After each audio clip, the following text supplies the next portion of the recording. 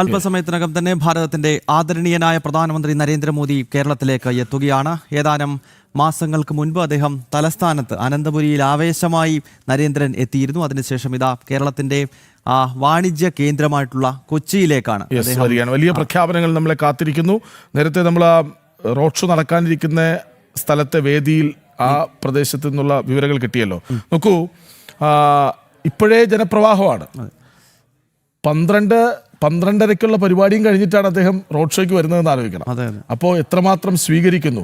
ഇനി എല്ലാം പോട്ടെ, ഇത് പൊളിറ്റിക്കലാണെന്നിരിക്കട്ടെ, BJP പ്രവർത്തകർ എത്രമാത്രം അദ്ദേഹത്തെ സ്നേഹിക്കുന്നു എന്ന് ആലോചിച്ച് നോക്കൂ. പൊളിറ്റിക്കലി ചിന്തിക്കൂ.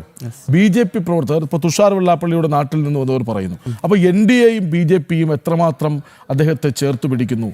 ഒരു ലോക നേതാവ് എന്ന രീതിയിൽ അദ്ദേഹം ഈ ലോകം മുഴുവൻ അംഗീകരിക്കപ്പെടണമെങ്കിൽ അടിസ്ഥാനം ഉണ്ടാവണം. ആ അടിസ്ഥാനമാണ് നമ്മൾ ഈ കാണുന്നത്. ഒപ്പം NDA വിപുലീകരണം കൂടി ഈ ഘട്ടത്തിൽ നമ്മൾ എടുത്തു പറയേണ്ടതാണ്. കാരണം NDAയിലേക്ക് 2020 പോലെ എറണാകുളം, പ്രത്യേകിച്ച് മധ്യ കേരളത്തിൽ ഒരു നിർണായക ശക്തിയായിരുന്നു. പ്രത്യേകിച്ച് ക്രൈസ്തവ വോട്ടുകളെയൊക്കെ ഏകോപിപ്പിച്ച് നിന്ന ഒരു വികസനത്തിന്റെ ആശയം മുന്നോട്ട് വെച്ചുകൊണ്ട് തെരഞ്ഞെടുപ്പ് ഗോതയിലേക്ക് വന്ന ഒരു സംഘടന, ഒരു പാർട്ടി, അതാ ഇപ്പോൾ NDAയിലേക്ക് വന്നിരിക്കുന്നു. അപ്പോൾ അതിനുശേഷം ഇതാദ്യമായാണ് പ്രധാനമന്ത്രി ആ മേഖലയിലേക്ക് എത്തുന്നത് എന്ന രാഷ്ട്രീയ പ്രാധാന്യം കൂടി അദ്ദേഹത്തിന്റെ ഇന്നത്തെ ഈ കൊച്ചി സന്ദർശനത്തിനുണ്ട്. നമുക്ക് ജിജീഷ് കരുണാകരനിലേക്ക് ഒന്ന് പോകാം. കാരണം ജിജീഷ് നിൽക്കുന്ന ഒരു വളരെ പ്രധാനപ്പെട്ട സ്ഥലത്താണ്.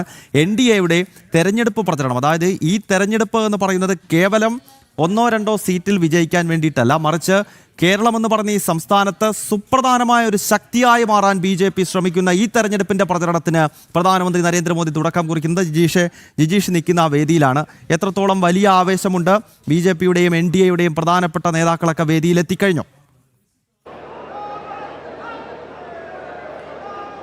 ഗൗതമും കൃഷ്ണരാജും എല്ലാം പറഞ്ഞതുപോലെ ലോക നേതാവിനെ ആ കാത്തിരിപ്പിന്റെ നിമിഷങ്ങളിലൂടെയാണ് കടന്നു പോകുന്നത്. അത്രയധികം ആയിരങ്ങളാണ് ഇവിടെ എത്തിച്ചേർന്നിരിക്കുന്നത്. അതിൽ NDAയുടെ പ്രവർത്തകർ 2020യുടെയും BDJSന്റെയും BJPയുടെയും നാഷണലിസ്റ്റ് കേരള കോൺഗ്രസിന്റെയും ശിവസേനയുടെയും എല്ലാം പ്രവർത്തകർ നിറഞ്ഞ ഒരു വേദി. മാത്രമല്ല, ഈ വന്നിരിക്കുന്ന എല്ലാവർക്കും പോലും ഇതിനകത്തേക്ക് കയറിയിരിക്കാൻ കഴിയുമോ എന്നത് സംശയമാണ്. കാരണം അല്പസമയം മുമ്പ് പോലും BJPയുടെ സംസ്ഥാന ജനറൽ സെക്രട്ടറി S സുരേഷ് ഈ പ്രവർത്തകരോടായി ക്ഷമാപണം നടത്തിയിരുന്നു. കാരണം മുഴുവൻ ആളുകൾക്കും ഇതിനകത്ത് കയറിയിരിക്കാൻ കഴിയാത്ത ഒരു സ്ഥിതിവിശേഷം, അത്രയധികം ആളുകൾ ഒഴുകിക്കൊണ്ടിരിക്കുന്നു ഈ സമ്മേളന വേദിയിലേക്ക്.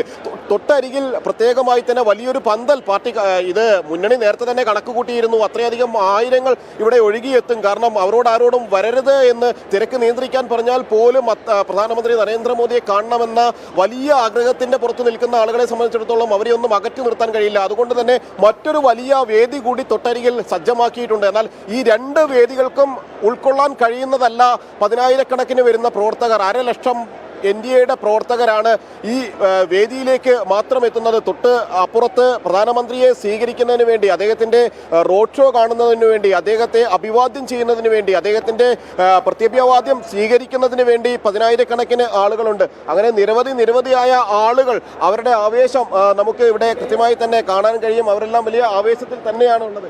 എന്നാൽ പ്രധാനമന്ത്രിയെ ആവേശത്തിലാണ്. ഇങ്ങനെ ഒരു വേദി കിട്ടിയത്, ഇങ്ങനെ ഒരു സാഹചര്യം ഒരുക്കി തന്നതിന് ഒത്തിരി സന്തോഷം. അത് തന്നെ, ഞങ്ങൾക്ക് ഇങ്ങനെ ഒരു വേദി കിട്ടിയത് വളരെ സന്തോഷമുണ്ട്. ഞങ്ങളെല്ലാവരും ആവേശത്തിലാണ്.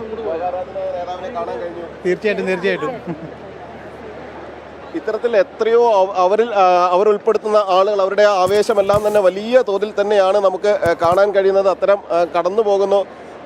റോബിൻ, ഒരിക്കൽ കൂടി ഞാനൊന്ന് ബുദ്ധിമുട്ടിക്കുകയാണ്.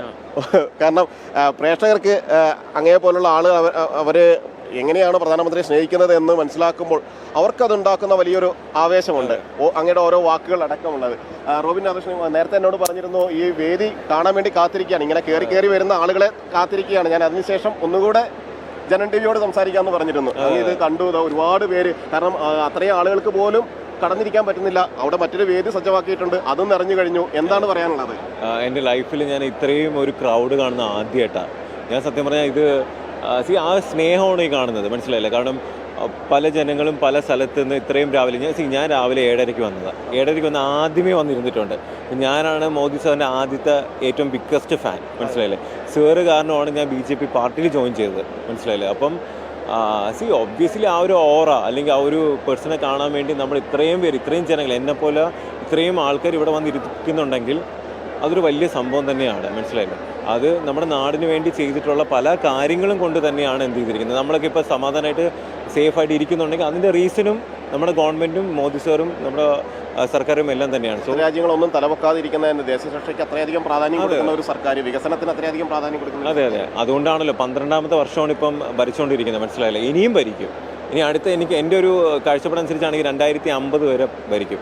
ഇനി അത് കേരളത്തിലേക്ക് ഇപ്പം സ്റ്റാർട്ട് ചെയ്തിട്ടുണ്ട്. ആദ്യമേ തന്നെ കോർപ്പറേഷൻ എന്ത് ചെയ്തു? BJP ഭരണത്തിൽ ആരെങ്കിലും പ്രതീക്ഷിച്ചോ? അതേപോലെ ഒബ്വിയസ്ലി ഈ ഒരു ഇലക്ഷൻ ഒരു ഇമ്പാക്റ്റ് ഉണ്ടാക്കിയിരിക്കും. അത് കാണാൻ പോണ പൂരം പറഞ്ഞറിയിക്കേണ്ട. എന്തായാലും ഞാൻ പറഞ്ഞില്ലേ, മാക്സിമം വിജയം നമ്മൾ എക്സ്പെക്ട് ചെയ്യുന്നുണ്ട്. പക്ഷേ ഇപ്പോൾ സോഷ്യൽ മീഡിയ ആണെങ്കിലും ഇപ്പോൾ മീഡിയ ആണെങ്കിലും എവിടെ എടുത്ത് നോക്കിയാലും BJPയുടേതായിട്ടുള്ള ഒരു ഇൻഡിവിജ്വൽ ഇമ്പാക്റ്റ് ഉണ്ട്, മനസ്സിലാവും. അത് ഇനിയിപ്പോൾ ഇരട്ടിക്കാൻ വേണ്ടിയാണ് പോകുന്നത്. എതിരാളികളെ വലിയ തോതിൽ വിരളി പിടിപ്പിക്കുന്നുണ്ടെന്നാണ് തോന്നുന്നത്. കാരണം വെച്ചാൽ നരേന്ദ്രമോദി അദ്ദേഹത്തിന്റെ പോസ്റ്റുകളടക്കം കോർപ്പറേഷൻ നീക്കം ചെയ്തു എന്ന വാർത്തകൾ ഒരു ഭാഗത്തു നിന്ന് വരുന്നുണ്ട്.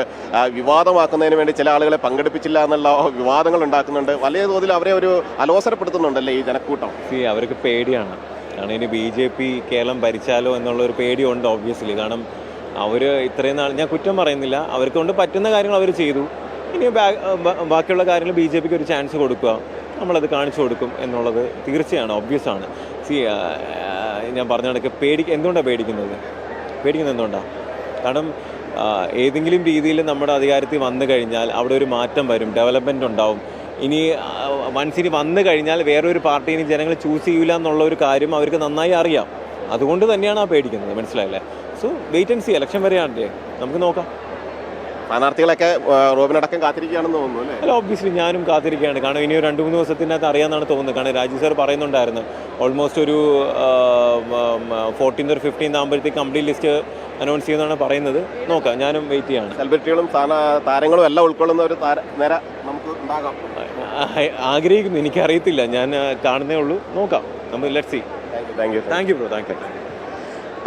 ഗൗതം, കൃഷ്ണരാജ് അദ്ദേഹം വളരെ കൃത്യമായി, കാരണം ഏറ്റവും ആദ്യം വന്ന ഒരാളാണ് റോബിൻ രാധാകൃഷ്ണൻ എന്ന് പറയുന്നത്.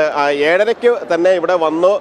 ഏറ്റവും മുന്നിൽ പ്രധാനമന്ത്രി നരേന്ദ്രമോദിജിയെ കാണുന്നതിന് വേണ്ടി സ്ഥാനം പിടിച്ചു. കൃത്യമായി തന്നെ നേരത്തെ അദ്ദേഹം പറഞ്ഞിരുന്നു, നരേന്ദ്രമോദിജിയുടെ വികസന പ്രവർത്തനങ്ങൾ, രാഷ്ട്രസുരക്ഷയ്ക്ക് വേണ്ടി കേന്ദ്ര സർക്കാർ ചെയ്യുന്ന പ്രവർത്തനങ്ങൾ എല്ലാം തന്നെയാണ് തന്നെ NDAയിലേക്ക് ആകർഷിച്ചത്, BJPയിലേക്ക് ആകർഷിച്ചത്, പ്രധാനമന്ത്രി നരേന്ദ്രമോദിയിലേക്ക് തന്നെ എത്തിച്ചത് എന്ന് കൃത്യമായി തന്നെ പറഞ്ഞിരുന്നു. മറ്റു നിരവധി ആളുകളുണ്ട്, NDAയുടെ പ്രവർത്തകരുണ്ട്, BJPയുടെ പ്രവർത്തകരെല്ലാം തന്നെ ഇവിടെ ഉണ്ട്. കൈക്കുഞ്ഞുങ്ങളുമായി വരെ നിൽക്കുന്നു അല്ലേ? എന്താണ് അവരുടെ പറയാനുള്ളത്? അതിലേക്ക് അവന് കാണണമെന്ന് പറഞ്ഞിട്ടാണ് വന്നത്. അവന് ഭയങ്കര ഫോട്ടോ കാണുമ്പോൾ അപ്പൂപ്പൻ എന്നൊക്കെ പറയും. അപ്പം അങ്ങനെ വന്ന് അവനെയും കൊണ്ട് വന്നതാണ്. വളരെ സന്തോഷമുണ്ട് ഇവിടെ വന്നിരുന്ന് കാണാനുള്ളതിൽ. വളരെയധികം സന്തോഷത്തോടു കൂടിയാണ് ഇന്ന് ഈ പരിപാടിയിൽ പങ്കെടുക്കുന്നത്. നേരത്തെ നമ്മൾ പരിപാടിയിൽ പങ്കെടുത്തത്, കാരണം ഇത്ര അടുത്ത് ആദ്യമായിട്ടാണ് ഇന്ന് പങ്കെടുക്കുന്നത്. വളരെ സന്തോഷം. ഇത്ര മുന്നിൽ നിന്ന് കാണാൻ കഴിയുന്നു എന്നത് തന്നെയാണ് അവരെ എല്ലാം തന്നെ വലിയ ഒരു സന്തോഷത്തിലേക്ക് എത്തിക്കുന്നത്. കാരണം നരേന്ദ്രമോദിജി ഏറ്റവും ആദ്യം വന്ന് ഏറ്റവും മുന്നിൽ നിന്ന് കാണുക എന്ന സന്തോഷത്തിന്റെ ഭാഗം തന്നെയാണ് എല്ലാവരും ഉള്ളത് അല്ലേ? ഒരു വളരെ കൊച്ചു കുട്ടികൾ, ഇവിടെ ഇതിന്റെ മോളിൽ കയറിയെന്നോ? ഇവിടെ നിന്നോ? ഇവിടെ കയറി നിന്നോ?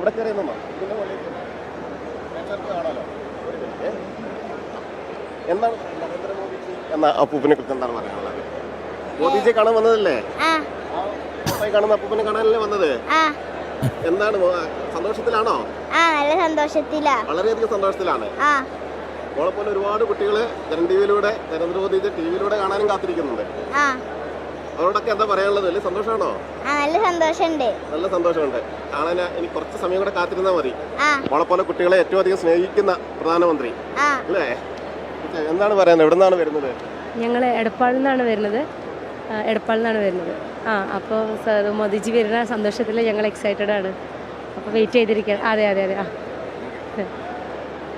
ഗൗതം, ഈ വാക്കുകളെല്ലാം തന്നെ നമ്മളെല്ലാവരും കേൾക്കുന്നുണ്ടല്ലോ. എത്രമാത്രം സന്തോഷം അവരിൽ അത് പ്രദാനം ചെയ്യുന്നുണ്ട്, എത്രമാത്രം സന്തോഷം അവർ ഉൾക്കൊള്ളുന്നുണ്ട് ഓരോ ആളുകളും. അതിൽ